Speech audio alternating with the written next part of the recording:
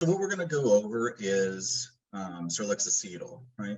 So I'm going to talk about what the material is, why it works nicely, and all the different applications that it can be applied to. I'll then take you through a design, nesting into your CAM software, milling it, and that'll kind of end us for this episode. And then the part 2, which will be next month, I'll take you through processing the teeth, the different ways you could go about digitally designing those, even a flange, kind of go through the different options you'll have for completing the case. So yeah, we got kind of a lot to cover. The big thing, and maybe why you guys are viewing this, is because of the advantages that digital allows, right? So the analog to create what you're going to see today is duplicating the models, doing the setup after you've created the frame, investing, boiling, injecting, cooling, divesting. It's a long list of process to get a complete end result. And a lot of these steps require years of experience, or some of these steps require years of experience to accomplish. On the digital side, scanning, designing, milling, attaching the teeth, finishing and polishing, that list gets shorter. And a lot of these things, not that they don't take some experience on some of them, but it takes away more of those steps where you need a very experienced and seasoned technician. I mean, I'm not against having seasoned technicians, but digital allows for that seasoned technician to be spread much further throughout the lab, where they could help in just incremental parts of the processes. So I think that's the big reason that we're all interested in digital, and whether it's milling or printing, those are the big advantages we have, and we'll kind of go over those today. So acetal resin, what we're going to show you today is frameworks, right? So this is going to be very much like a metal frame design. You know, it'll have differences for sure, but it's very similar in design to that. It's just going to be in acetal resin. Acetal resins come in multiple different 2 shades. We have bleaching shade, we have B1, we have A1, A2, A3, A3.5, we have a C2 shade. So, and we also have a pink. I really like the pink shade of the acetal. It's not as translucent as our Duraflex material, but it is a nice pale pink that will blend in. Some doctors and patients may have an issue with having a major connector in a tooth color, but the pink will allow for a solution to that. But we'll kind of talk about that. But there's a lot of other appliances that can be made from acetal resin. You know, acetal resin, when it gets a little bit thicker, becomes dramatically more rigid. So having a clasp, you can have a lot of flexibility, but if you have a temporary bridge that has a lot of it's going to be as rigid as any PMMA. But as you'll see, and I'll talk about in just a bit, all the advantages of this material make for a really nice long-term temporary. Also for a night guard or a bite splint. Has really good wear aid. If a patient has allergies to some other materials, this is a really good choice. Acetal is very inert. So, you know, we're going to be very focused on the framework, but do your research and look in further. There's just so many uses for acetal resins. So the first thing to understand is acetal resin is a highly crystalline thermoplastic. Really, if you look at plastics, they start their family tree. We'll say the stump of the tree is amorphous, is one tree, and crystalline is another. And then all the branches are all different plastics that are in those families. And acetal is in the crystalline plastic. Matter of fact, all of Meyerson products, Duraflex, Duracetal, VisiClear, all those materials are crystalline at some level. So the acetal resin is a highly crystalline thermoplastic. And the advantages you have with a highly crystalline thermoplastic is you have a very dense material where there's no gaps and spaces between the molecules, but you can still have flexibility. And so what you get is no absorption of moisture, or very little to no absorption of moisture. You also get a material that has a melting point. And in having a melting point, it mills really nicely. A lot of amorphous plastics, or mostly amorphous plastics, like nylons, they don't have a melting point. They just get softer as they get hotter. And so doing that, when you mill, you really got to slow the mill down in order to actually mill it, so it doesn't melt and wind up on the tool and break the tool or cause problems. The acetal resins, as well as Duraflex and VisiClear, you can mill them at a pretty good rate of speed and not worry about any of that. So having a crystalline plastic is very important in not only being able to produce it through the lab and through the mill, but also for the patient and for them not to have something that's going to stain and get really gross over a short period of time. So acetal is also used in a lot of other industries because of its toughness and wear resistance. Gears and engines, nuts and bolts. This is a recoil spring from a Glock semi-automatic handgun. All right, so this is a gun, and this is the recoil spring, and there's a bushing in there made out of acetal resin because of its impact and wear resistance. So very tough stuff. This yellow piece here is in an engine. This engine at 50,000 miles, and I went and took this picture myself. You can see there's a drop of oil. So when I talk about crystalline plastics not absorbing moisture, this is a really good example of that, because it's sat in oil for 50,000 miles. I'm a bit of a gearhead. 1950 Mercury and a 1966 Pontiac GTO. So I like to get in and wrench. And, if I spend a day wrenching, I'm spending the next 3 days trying to get all the crud from my fingernails and stuff. I know what oils can do, and this sat in oil and didn't discolor or absorb that. So in the mouth, that's a really nice characteristic of the material. This is a tensioner, right? So this is spring loaded, and it pushes on the chain to keep it taut. And you can see there's barely a notch worn in that piece of plastic. Now it had oil and a lubricant, but that's also showing after 50,000 miles, it's really tough stuff and very wear resistant. This engine, again, I took this picture myself. This is actually a Harley Davidson Screaming Eagle. I'd heard about that piece of plastic. There's a dealership somewhat close to me, so I went down and took the picture when they were doing a timing chain. That's the timing chain. They were replacing that at 50,000 miles. So I've sat on webinars just like you guys are right now, and have been promised the world on things. And I just like to give some examples of some other industries and how they're using the materials. And so here's a little poll question. Are you currently milling with Myers and Zirlux Acetal for your partials? Yeah, so if you could answer that, and we'll kind of give you the results of the poll.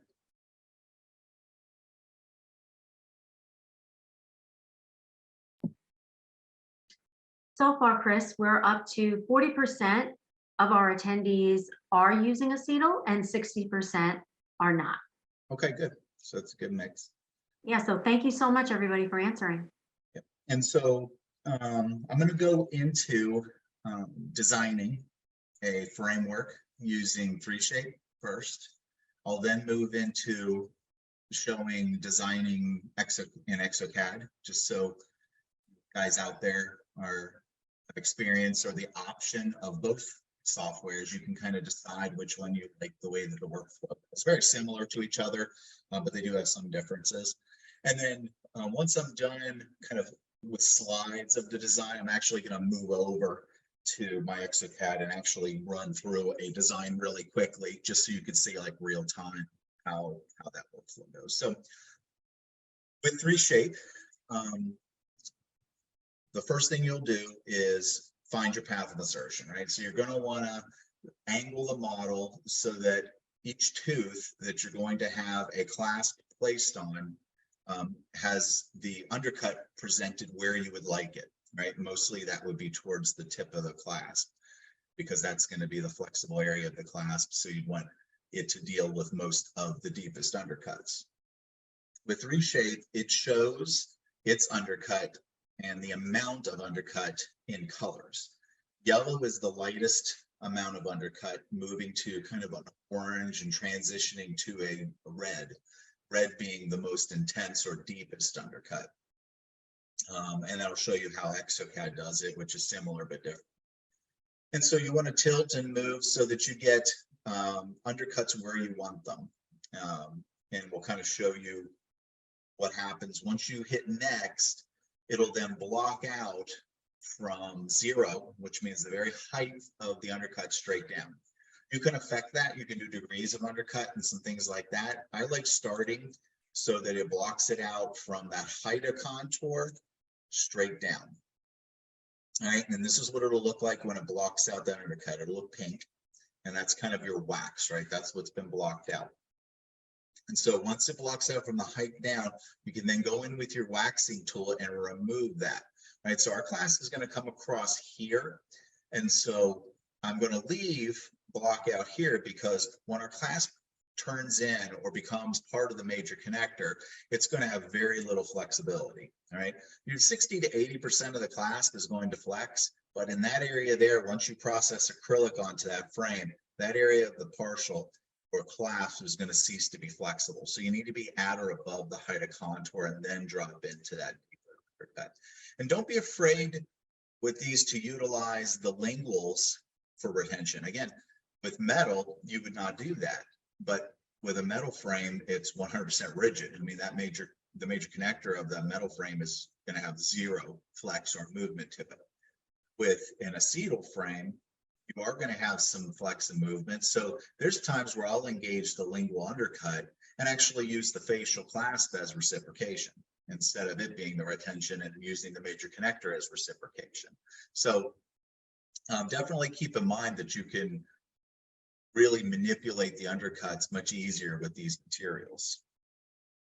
So once you expose the undercut that you want, it'll then bring you to marking your saddles where your mesh is going to be.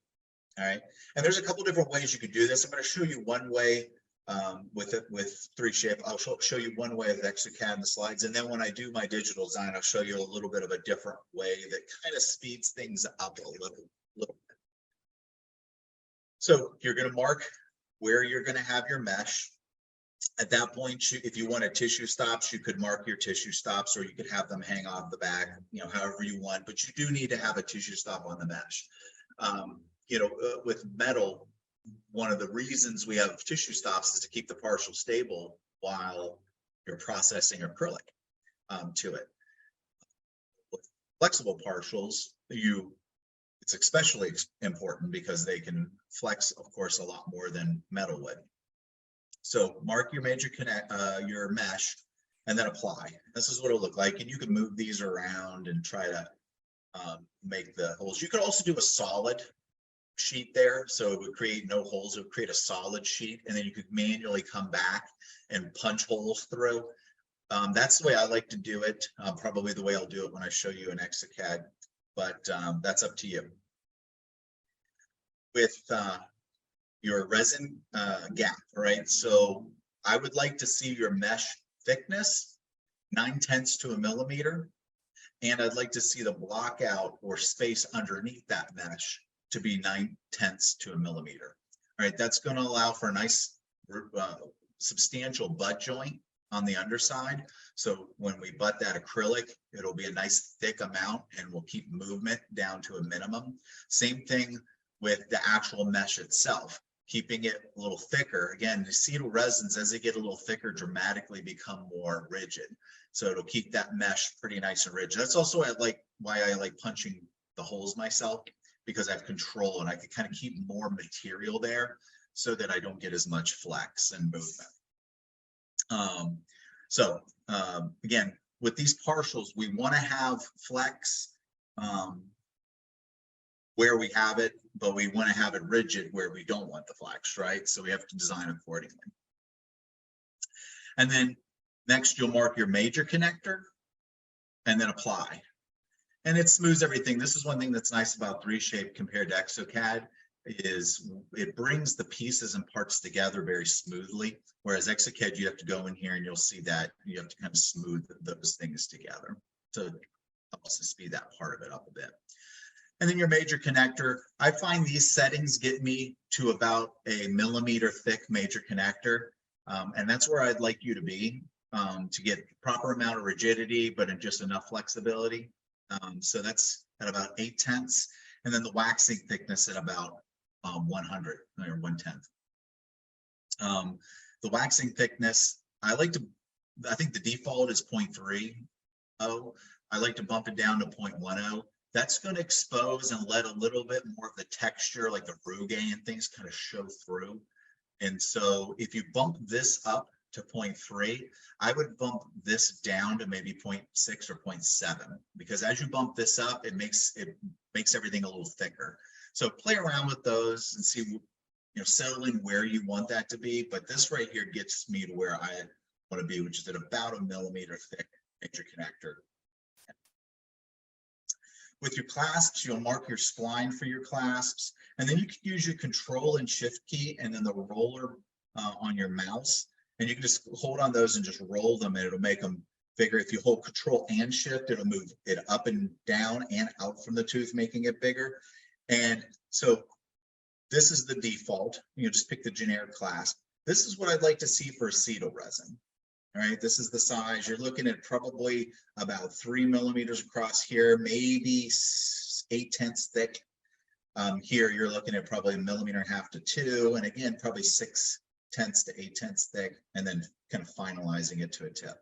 These would be more of the design for like a VisiClear frame or something like that, where it's a more flexible material and you need more of a wing type of a clasp. Your finish line, make sure that you, again, same thing, click on the spline, make it thicker and broader. Again, we want to have a nice lock of the acrylic into this so that we don't have a lot of flex or movement. So making your finish line nice and robust so that we have a nice butt joint of that acrylic, and it really will make things to keep rigid. And there's your partial. Should take you, an easy one, 10 to 15 minutes, more difficult with a lot of clasps, maybe 15 to 20 minutes, once you, get proficient and feel comfortable.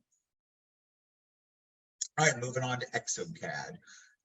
Very similar here, right? So we block out from 0 down.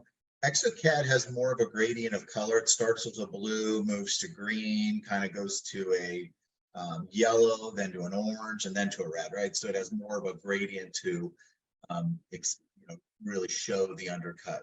And it's very much the same process. You'll take away the undercut that you want to expose, leaving this so that we have a nice path of insertion of our partial where that clasp rolls into the major connector.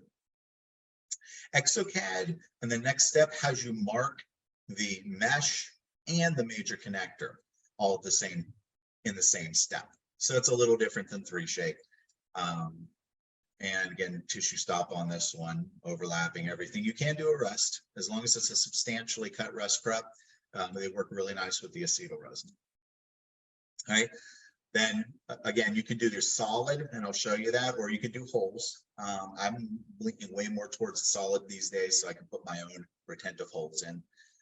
And you can see there, it has a lot of smoothing that needs to happen with ExoCAD once you accept things.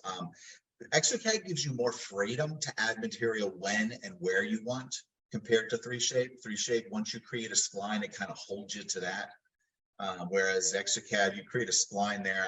I could add an AP bar secondarily just with the tools very easily, instead of kind of doing workarounds, creating splines and stuff to kind of do that next in 3Shape. But then 3Shape is a much more complete once you accept the steps. So I think that's kind of the trade-off between them. So, and here's your ExoCAD design partial. Again, I'm actually going to go into ExoCAD and design it, so I don't spend as much time. But I like to see a lot of the rugae and some of those things show. So, Fran, if you wanted to ask the one question, I'm going to switch over to my ExoCAD. Perfect, Kris. Thank you. Here it comes, everyone.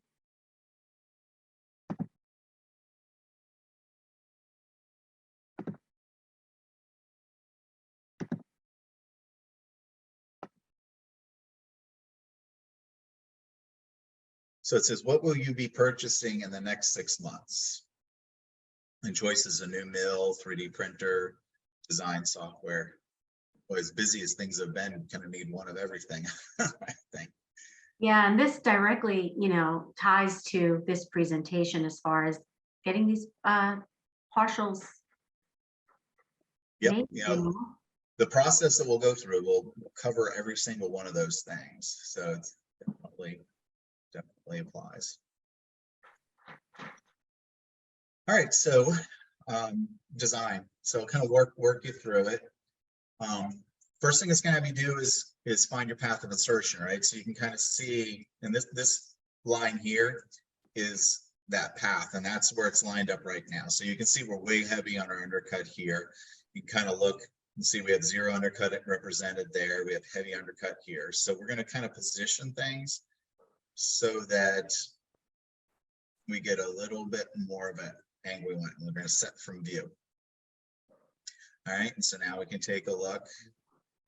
All right, so we're a little heavy on that side.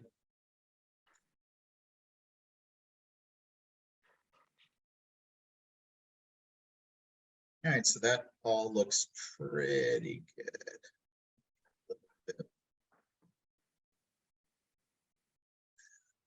And so it's important to kind of have most of your undercut. This model is pretty tame on its undercut, which is nice because it's a presenting model, but we'll have our undercuts here. The nice thing about acetyl resin is, and that opposed to metal, is acetyl resin, 60 to 80% of the class can be in the undercut. Whereas metal, generally we put about 10% of the tip of the class. So we can utilize undercut on a tooth much better. We'll get much more retention even when we are lacking in kind of natural undercut on the case. So we'll go to next, and Fran, did you get a result from that last quiz? Or I did. I absolutely did. So we have a new mill. There are 20% of our attendees that are contemplating a new mill. 60% are contemplating a 3D printer, and design software, 20%. So okay. it looks like 3D printing is on everybody's mind too. Yeah, it is everywhere. I will say, if you're thinking about a mill and you are really considering milling plastics as being a big part of what that mill will accomplish, the DC53, which is their newest that came out, I've had it since it was very first released because I worked with Roland on some of their product development and some things. And we have really got that mill cooking and just chewing through plastics. And so partials that you saw today, I'd have done in about 50 minutes in that mill with proper strategies and tooling. So it's a really nice one. Of course, it'll do everything out, your zirconias, everything else. But it was really geared for plastics. All right, so now we have our block out. And we have our smudge tool. And so we can hit our shift key and make our smudge tool bigger and smaller. And as we click, it'll just take away that undercut. And again, we want to leave the undercut here. We want to make sure that we have a good path of insertion. If we have a free end extension and we're really limited in retention, we could probably expose some of that because the major connector will bend that way where metal won't. If we have an abutment tooth, that's not going to happen, right? An abutment tooth will keep the partial from drifting back. So we want to make sure we keep that that exposed down to a minimum. So I'm going to expose that there. So our class will come across and engage. And again, if you're like, wow, I'm really limited in the amount of undercut I have on that, go ahead and expose a little lingual undercut. You can do that with these materials.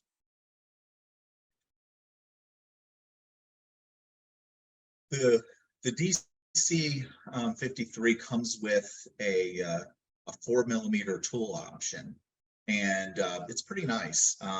It definitely has its use. For partials, I like to stick to the 3mm tool because the offset, which is the gap, I like to be able to fit 2 to 3 frames in every puck. And with 4mm tool, I have to have a bigger offset, and that eats up some space.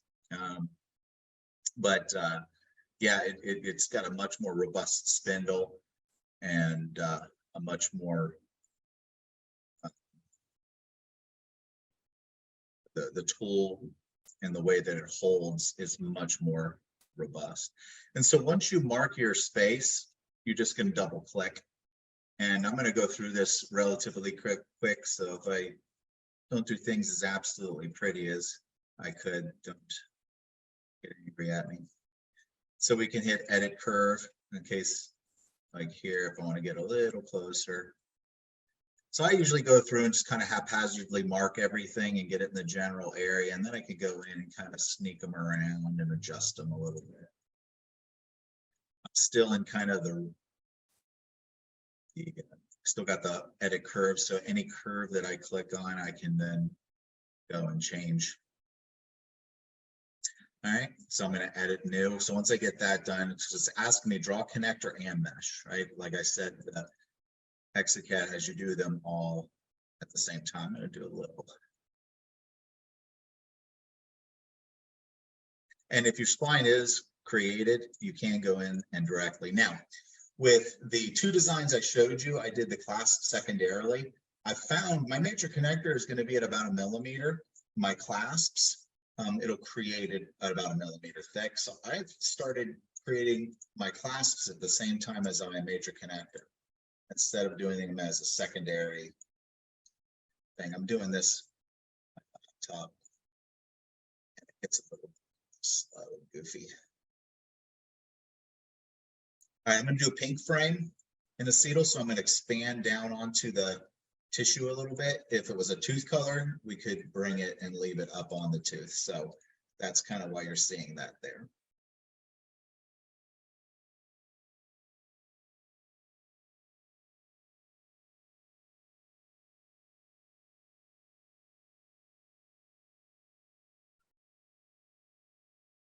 So you could do a lingual clasp, or you could do a lingual apron. I like aprons, or just doing a shelf on a lot, because with flexibles, you are going to be a little thicker than metal, and the tongue is going to want to play with a little bit of a bulkier clasp back there. So with these materials, if you go thinner, you can go, if you go wider, you can go thinner.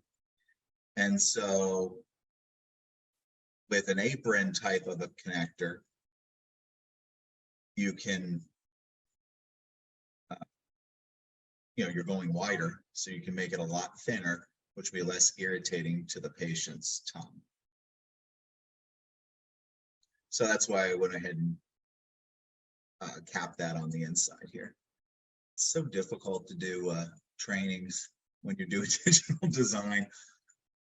It's funny, I one technician, I was like, hey, maybe I'll have you come in and do the design while I actually narrate through it.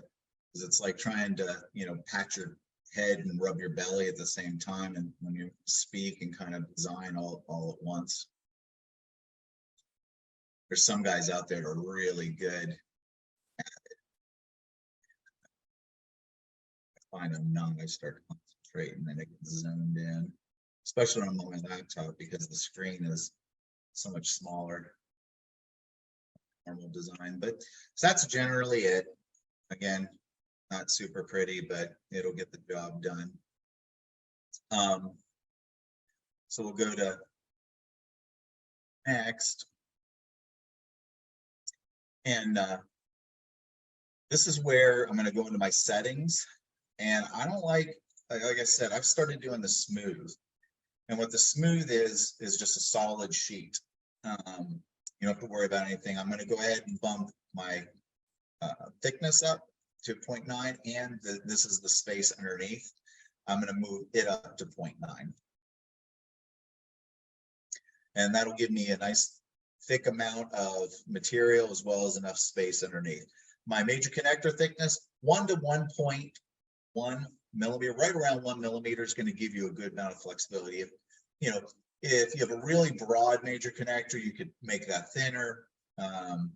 But generally that's going to get you right about where you want to be. The offset, all these defaults are perfectly fine.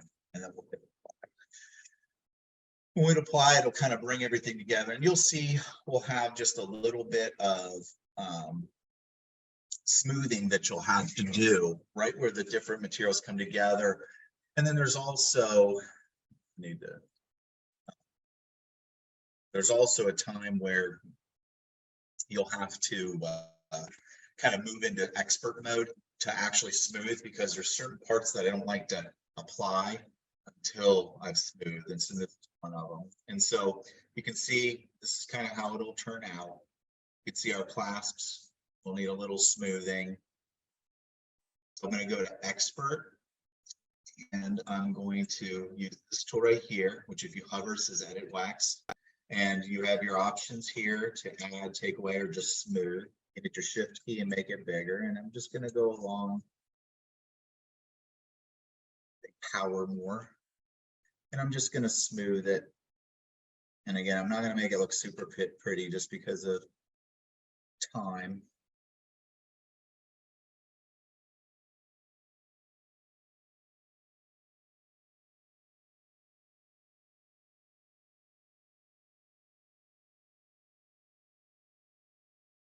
We're going to add our finish line. So that's why I like to smooth this first, because once we do our finish line, I'm going to have to put my finish line over top of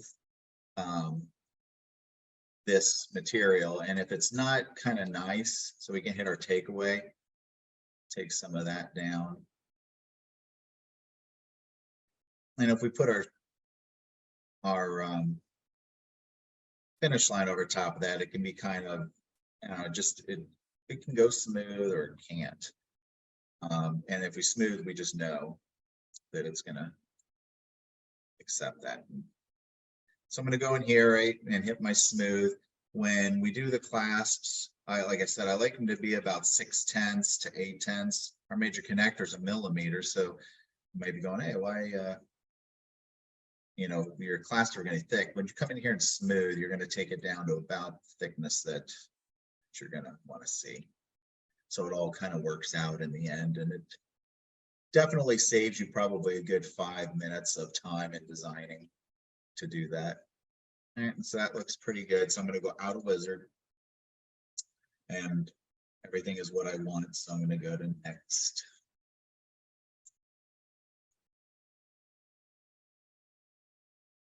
And yeah, with 3D printing, so it's asking me to draw clasps. I already did my clasp, so I'm just going to go to next. And say, do you want to do that? Skipping your clasp, I guess. So now this is your this is where you can do major fill. And this is one thing that's nice about Exocad is if I wanted to say, oh, I want an AP strap, I could just hit this and just call myself an AP strap, right? So that's one thing that is nice about Exocad is you can just kind of add whenever and however you would like. So now it's asking for our finish line. So I'm going to go ahead and draw that. I want to try to not overlap my internal finish line so that I don't create a weak spot. So you can kind of see the little bump there. So I'm just going to kind of stay off from it. You could go above it or below it. Apply. And then with our finish lines, we can kind of tilt them with this tool here, right, out or more in. Of course, that one was in pretty good shape when I just messed it up. That's in a pretty good angle. You can go in and click on a spline point and actually move it if you feel like it's not quite where you want it to be. Same thing here. We'll move this out because it's kind of tilted in too far. All right, and that looks pretty good. I do a lot of times want to go into my settings, and here you can kind of click and you see the kind of growing. So I'm making it a little thicker again to have a nice butt joint, kind of like I showed with the 3 shape. That looks good.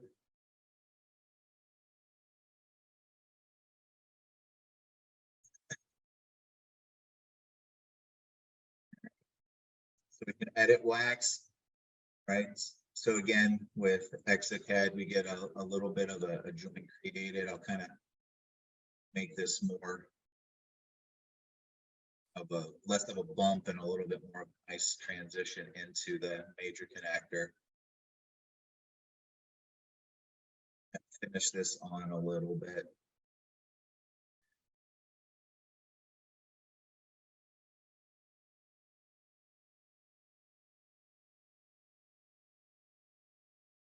Yeah, I have technician that's doing a lot of the framework designs, and it was probably about within a month I had them designing where I would come over and evaluate at different points and different steps in the process. I would say by 2 months, probably 2.5 months, and this was not an extremely experienced technician. I was letting them go and I was just checking at the end. So it's a way of really checking these out. So before I move along, I'm going to go to expert, and I'm going to go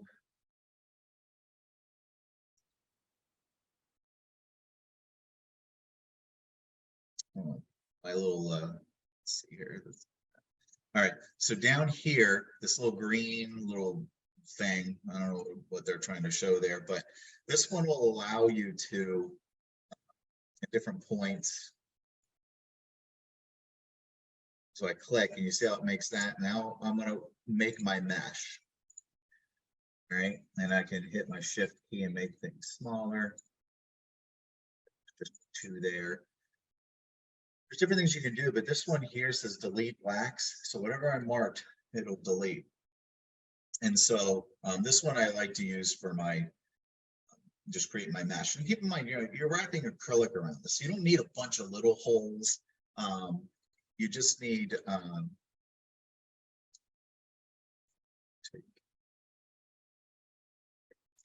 you don't need a bunch of little holes. You just need to have something for the acrylic to kind of wrap around, and having that mesh pretty robust helps with that. And so let's see here. So I'm going to shrink that back and go ahead and fill that little spot that punched through my tissue stop. Okay. Go out of wizard. All right, and that's it. So now that case was ready to save and go to the mill. So nothing too tricky. Works out pretty well. Again, that could be a little prettier, but generally I got us there. Minimize that. Slide. All right, so let's talk about milling the material. Again, I like the DC 53. I have a 52. It was way slower for plastics. It did fine. It's just, it's always, you think things are fast until the next thing comes along and it's a lot faster, and you realize, man, how much nicer that is. I mean, it almost doubled production because it's a puck changing mill as well as just super fast. So that partial I just did would, like I said, would be 45, maybe 55 minutes, somewhere in that range to complete. Single flute tooling has been developed for plastics.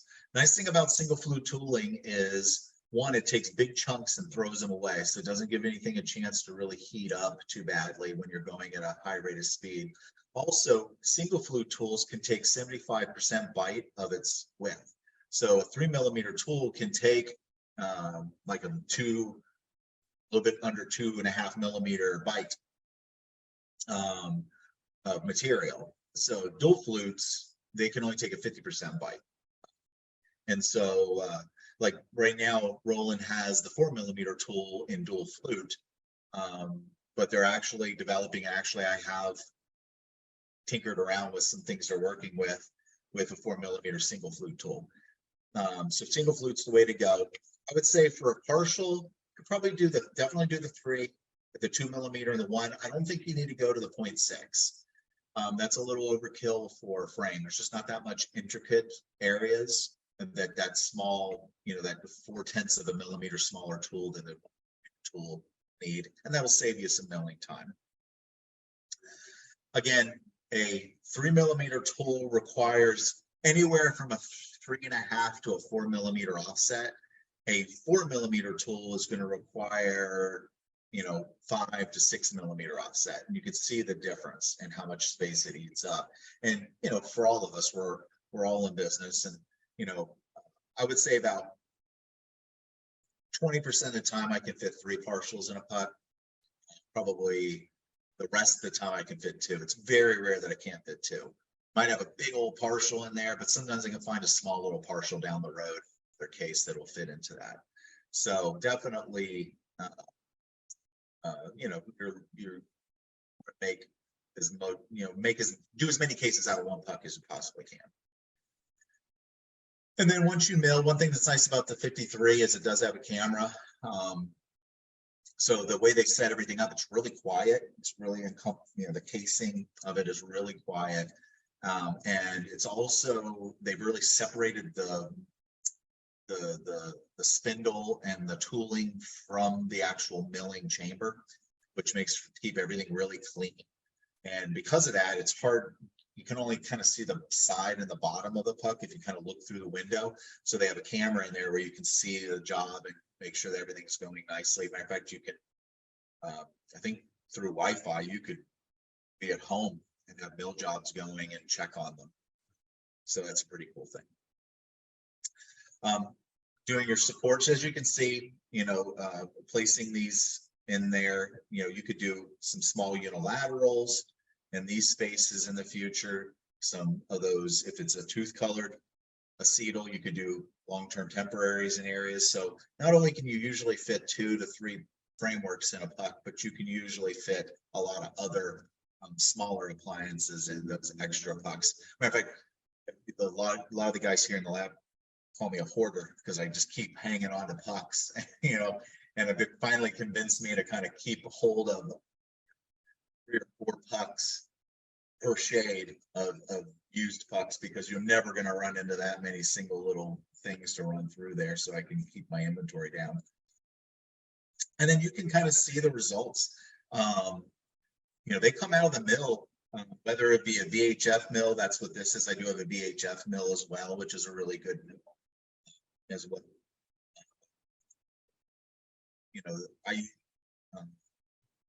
VHF software, you have 1, 2, and 3-star quality, 3 being like the highest quality, which is like the passes of the tooling over its previous pass, so that the surface is really, this is on 1 star, and you can already see it has a shine to it. So you don't really need to go crazy with, depending on whatever CAM software you might have.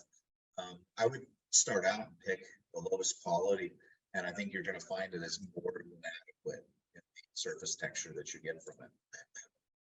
And again, as you can see, the night guards, it works good for all these different materials, and then you can finish. I mean, down the night guard, it's shiny, and the mill quality is great. So as you can see, I do have a hoarding problem. We moved our lab about 5 years ago, and I had to get all the pucks and I laid them all out on the table. And believe me, I had thrown out a lot, but this is what I was left with. So yeah, so I hope you guys learned. Again, the next part next month will be taking that digital design and applying the teeth, designing those digitally, and maybe even a saddle that you could kind of, I'll talk about that a little bit, but we'll kind of work you through where you could do into these basically either part analog and 100% digital and 100% digital, kind of give you the options depending on the equipment you guys have. So it'll kind of, so we'll do that next month, I believe on the 20th. Frayne has that date, she'll announce that. But here's a one question going. Would you like to learn more about Meyerson? Well, I'm sure I didn't teach you everything today. So just so you know, Meyerson's been a removable company for over 100 years. And that's rare. There's very few companies that are very devoted to the removable side. We started out with denture teeth, and now we have Duraflex Duracetyl VisiClear in injectable version as well as the millable version. We have Trusana, which is a 3D printable resin. We have sleep appliances, the EMA, and so everything is based off of removable. And check out our YouTube channels, check out any of our previous webinars and videos on Zahn's YouTube channel as well. And please consider tuning in next month so that you can kind of see this case get completed and finalized. So the results of that poll were whether they wanted to learn more about Trusana's tooth material, which you're going to be speaking about in April, or the Zirlux Acetal. And really everyone who answered is very interested in learning more about acetal, which you spoke a lot about on this one. So that's really cool to know. And again, part 2 will be on printing of the teeth and setting and finishing these partials, and that will be on April 20th. That's a Thursday from 2 to 3 p.m. Eastern, and we have opened up registration for that. So you can go ahead on Zahn Academy on our website, and you can sign up for Kris's part 2. Also, just want to let everybody know that we do have some financing options out there for you for the people that are looking for a new mill or a new printer, especially the new Roland, the DC53. That one, that financing option is Route 66, and Route 66 is really a great one because it doesn't require you to make any payments for 6 months, and no interest will accrue for 6 months as well. So you can get that machine in for you and start, getting it work for you without having to pay anything. So that's really a good financing option for you. If you want to learn more about any equipment or anything that Kris spoke about as far as materials go, Zirlux Acetal, you can contact your Zahn representative and they'd be happy to help you. And if you'd like to learn even more, they can get you over to our high-tech equipment team. That would either be Anthony, Cameron, or Max, and they'd be happy to answer any questions that you have at all on any of the equipment that we have available for you. But I would like to thank everybody for joining us today, especially Kris. Thank you so much for this webinar and all the information that you gave to our attendees. Attendees, please take a look in your inbox in the next couple of days because there will be a special promotion that will last probably about a week and a half. So that's just a special thank you just for watching today. And I hope everybody has a good one. Yeah, and if you guys have any questions, they can get you a hold, if you want to kind of have more of a on the phone type of a question answered, I'm more than happy to do that. Also, you can contact me by email. Most of any of your local reps will be able to get you that information. And then you can also look me up on Facebook. Just my name's fairly unique. Just type in Kris Schermerhorn, and a lot of times on there, you can pose a question through Messenger or anything like that, and I'm more than happy to get that. I think one thing you'll find with Meyerson is they are not the type of company that, gets material in your hands and then, cut you loose and let you sail out and figure things out for yourself. We know that it's everyone's advantage that you're successful, because that means you'll use more material. And we want to make sure that you are successful. So don't hesitate to contact and, use and abuse us so that you're successful.